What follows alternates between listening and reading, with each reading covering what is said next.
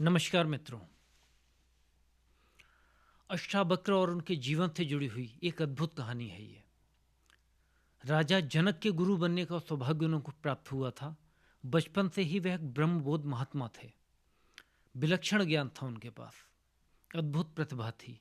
तो उनके जीवन से जुड़ी हुई एक ये प्रसंग है और बहुत अद्भुत प्रसंग है। अध्यात्म में काफ़ी कुछ सीखने को इस प्रसंग से मिल सकता है और दृष्टा का सिद्धांत उन्होंने ही दिया था। तो उनके जीवन से एक प्रसंग आता है कि जब वह गर्भ में थे, उनका जन्म भी नहीं हुआ था, तो उनके पिता अपनी पत्नी के समक्ष बैठकर कुछ वेद का पाठ कर रहे थे। वह भी बहुत बड़े ज्ञानी थे और बहुत प्रबुद्ध थे। तो अचानक एक आवाज़ आई जिसने कहा कि इसका आप उच्चारण सही नहीं कर रहे हैं पिताजी, इसका उच्चारण ये है। आवाज़ सुन के अष्टावक्र के पिताजी बहुत चौंक गए, बहुत शॉक्ड हुए वो कि ये किसने मुझे टोका। तब उन्होंने गौर करा कि ये गर्भ में से आवाज़ आ रही है। तब वह बोले कि अभी तो तू गर्भ से बाहर नहीं आया है, बहुत टेढ़ा है, अभी से अपने पिता को टोक रहा है, अभी से अपने पिता को बता रहा है कि क्या सही है क्या गलत है। जा 8 जगह से टेढ़ा हो जा। बहुत अद्भुत स्थिति के ब्राह्मण उनके पिताजी थे। तो जब उन्होंने यह बोला कि 8 जगह से टेढ़ा हो जा, तो वैसा ही फलीभूत हुआ। वह 8 जगह से टेढ़े हो गए, इसीलिए उनका नाम अष्टावक्र पड़ा। मगर बचपन से ही बहुत विलक्षण स्थिति थी उनकी। कुछ लोग होते हैं जो इस जीवन में ज्ञान को प्राप्त करते हैं, सीखते हैं, नॉलेज लेते हैं, तपस्या करते हैं, और कुछ लोग ब्रह्मबोध प्राप्त ही पैदा होते हैं। वो जगत का कल्याण करने के लिए आते हैं, वो इसलिए नहीं आते कि उन्हें कुछ प्राप्त करना है। उनकी प्रतिभा इतनी गजब की प्रतिभा होती है कि शायद परमात्मा उन्हें या परमात्मा इस रूप में ही आके लोगों का कल्याण करता है। तो ऐसी ही अद्भुत स्थिति थी। अब यहीं पे एक प्रसंग ये आता है कि एक बार राजा जनक, जो अध्यात्म में बहुत रुचि रखते थे और बहुत प्रबुद्ध भी थे, एक बार उन्होंने रात में स्वप्न देखा। तो स्वप्न में देखा कि वह एक भिक्षुक बन गए हैं और भिक्षुक की तरह वो एक जीवन व्यतीत कर रहे हैं। वो एक जंगल में रह रहे हैं, कुछ भी उन पे के पास खाने पीने को नहीं है, कोई व्यवस्था नहीं है।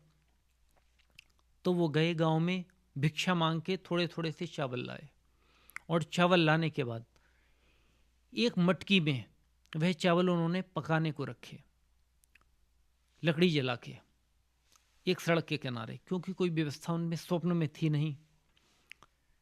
तो उन्होंने देखा कि 2 सांड लड़ते लड़ते आए और उस मटकी को फोड़ दिया। अब वह बहुत भूखे थे, स्वप्न में ऐसा अनुभव कर रहे थे कि मैं बनाऊंगा और उसके बाद खाऊंगा, बहुत अभाव है। फिर मटकी भी टूट गई तो वह बहुत व्याकुल हो गए कि अब मेरा क्या होगा, अब मैं कैसे खाऊंगा। अचानक उनकी आंख खुल गई। जब आंख खुली तो उन्होंने देखा कि सारा वैभव उनके पास है।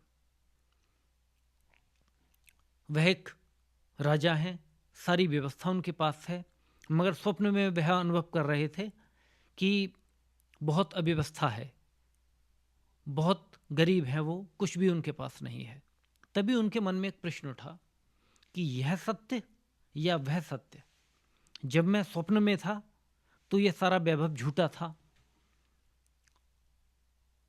मैं केवल अपनी प्रतिकूलता का अनुभव कर रहा था, गरीबी को अनुभव कर रहा था, और जब मैं जागा तो मैंने देखा कि मैं एक राजा हूँ।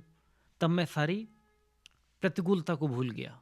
तो यह सत्य है या वह सत्य है, इसके लिए उन्होंने ज्ञानियों की अपने दरबार में सभा लगानी स्टार्ट करी, और सभा लगाते और सबसे यही प्रश्न पूछते कि मुझे इस बात का जवाब चाहिए, वो भी ऐसा जवाब जो सारे तर्क लगाने के बाद भी सही सिद्ध हो और हम किसी निष्कर्ष पे पहुँचे। मगर कोई भी निष्कर्ष पे नहीं पहुँच पा रहा था। सब ज्ञानी आते थे और विचार विमर्श इन्हीं बातों पर करते थे। और राजा जनक ने एक नियम बना रखा था कि जो भी प्रबुद्ध जन आएगा वह उसे तभी जाने देंगे, वह उनके साथ रहे, सारी व्यवस्था उसे मिलेगी, मगर वह अपने घर नहीं जा सकता। वह घर तब जा पाएगा जब वह इस पहेली को सुलझा पाए या इसका कोई हल निकल पाए। तो काफ़ी ज्ञानी उनके पास इकट्ठे हो गए थे।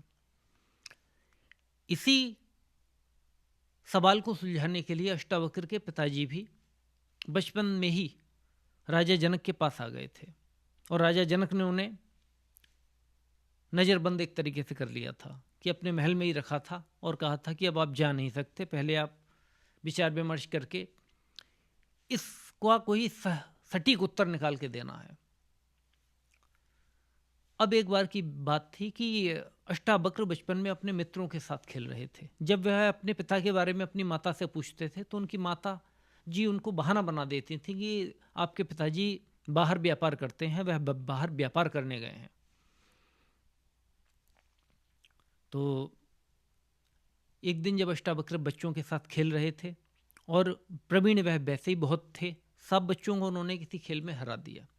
तो सब बच्चों ने कहा कि आप इतने अगर विद्वान हो और बुद्धिमान बनते हो तो फिर क्यों नहीं अपने आप पिताजी को मुक्त करा लाते। तो यह उन्होंने सुना तो वह माँ के पास गए और माँ से पूछा, माँ अभी सारे बच्चे मेरे से ऐसा ऐसा कह रहे थे कि अगर इतने ही विद्वान बनते हो तो अपने पिताजी को क्यों नहीं छुड़ा पाते, और आप कहती हो कि पिताजी बाहर व्यवसाय के लिए गए हुए हैं। तब माँ बोली, हाँ बेटा ऐसी ही बात है, राजा जनक ने उन्हें अपने साथ रखा हुआ है और मैंने तुमको ये बात इसलिए नहीं बताई क्योंकि तुम भी उनके पास चले जाओगे और अगर कहीं उस समस्या का समाधान तुम नहीं निकल पाए निष्कर्ष, तो वह आपको भी अपने पास ही रख लेंगे, तो फिर मैं अकेले रह जाऊंगी। अष्टावक्र बहुत प्रबुद्ध थे। अष्टावक्र बोले, माँ मैं जा रहा हूं और अभी पिताजी को लेके आता हूं। माँ को बहुत फिक्र हुई मगर वो उन्होंने माँ की बात नहीं मानी। बोले मैं अभी पिताजी को लेके आता हूं। उन्होंने अपनी व्यवस्था करी और वह राजा जनक के दरबार में पहुंच गए। 8 जगह से टेढ़े थे तो वो चलते ऐसे थे कि काफ़ी लोगों की हंसी निकल जाती थी। लोग समझ नहीं पाते थे उनकी प्रबुद्धता को। टेढ़ा होने की वजह से बहुत लंगड़ा के वो अजीब तरीके से चलते थे। तो जब वह राजा जनक के दरबार में पहुंचे तो सभी ज्ञानी जन हंस पड़े।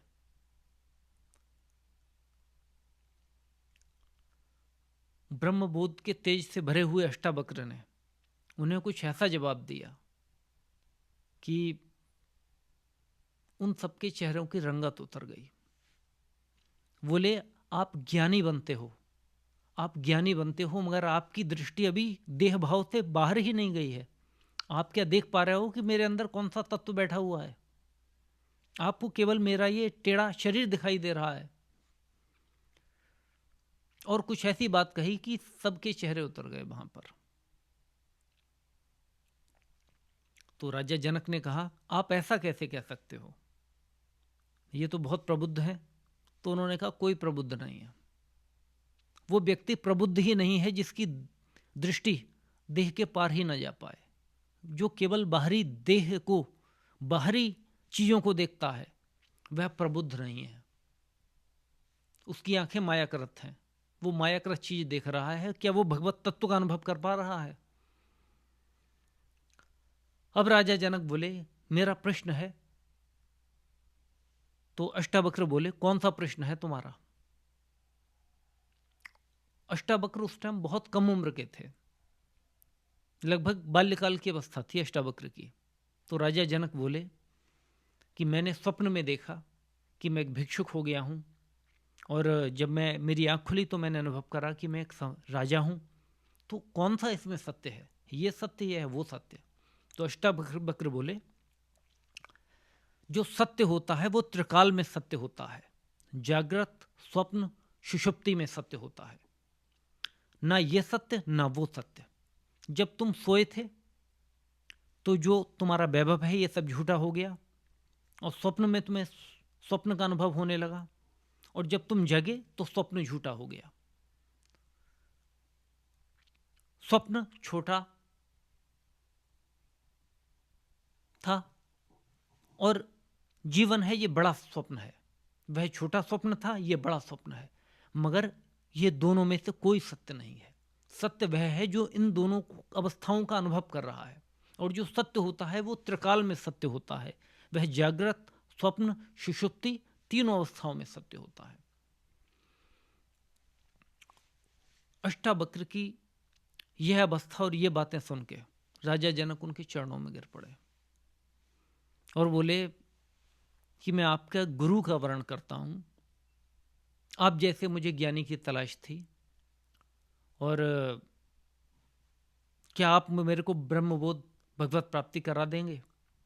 तो अष्टावक्र बोले, ऐसे करा दूंगा जैसे आप घोड़े पे चढ़ते हैं तो एक पैर से दूसरी तरफ ले जाने में आपको जितना समय लगता है, इतने समय में ब्रह्मबोध करा दूंगा। तो वह राजा जनक के गुरु बने अष्टावक्र, इतने प्रबुद्ध थे। और राजा जनक के शिष्य शुकदेव जी बने, जिन्होंने परीक्षित जी को भागवत कथा सुनाई थी।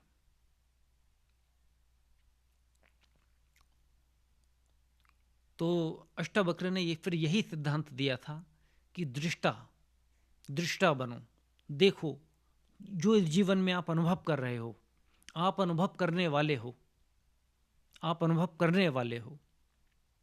आप ये शरीर नहीं हो, आप ये मन नहीं हो, ये चीज़ों का आप केवल अनुभव करने वाले हो, आप साक्षी हो।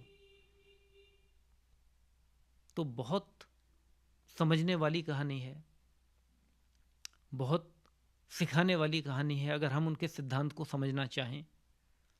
और यही जीवन का सत्य है। जैसा बड़े बड़े महापुरुष कहते हैं कि ये जीवन उतना सत्य नहीं है जितना इसको हम मानते हैं। यहाँ हम आए हैं तो केवल जीवन को अनुभव करने के लिए आए हैं, अनुभव करके अपनी स्थिति बढ़ाने के लिए आए हैं।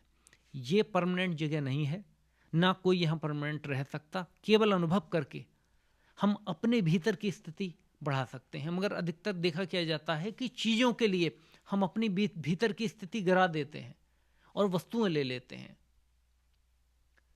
वस्तुएं इकट्ठी हो जाए और हमारे भीतर की कोई स्थिति ना रहे, सब इस बात पे राजी रहते हैं। जबकि बहुत विचार करके देखा जाए तो केवल आप यहाँ पर आए हो अनुभव करने के लिए, और आप केवल सारी चीज़ों को छोड़ के एक दिन चले जाओगे, तो आपको अपनी स्थिति बढ़नी चाहिए। और वह स्थिति, चाहे उसे आप भजन कह लें, चाहे ध्यान कह लें, चाहे कोई भी स्पिरिचुअल प्रैक्टिस कह लें, चाहे कोई तपस्या कह लें, कोई व्रत कह लें, उसके द्वारा उस तत्व को बढ़ाया जाता है। यही सारे अध्यात्म का मूल है, मन को गिरा देना और उस चीज़ को पहचानना जो यहाँ पे अनुभव कर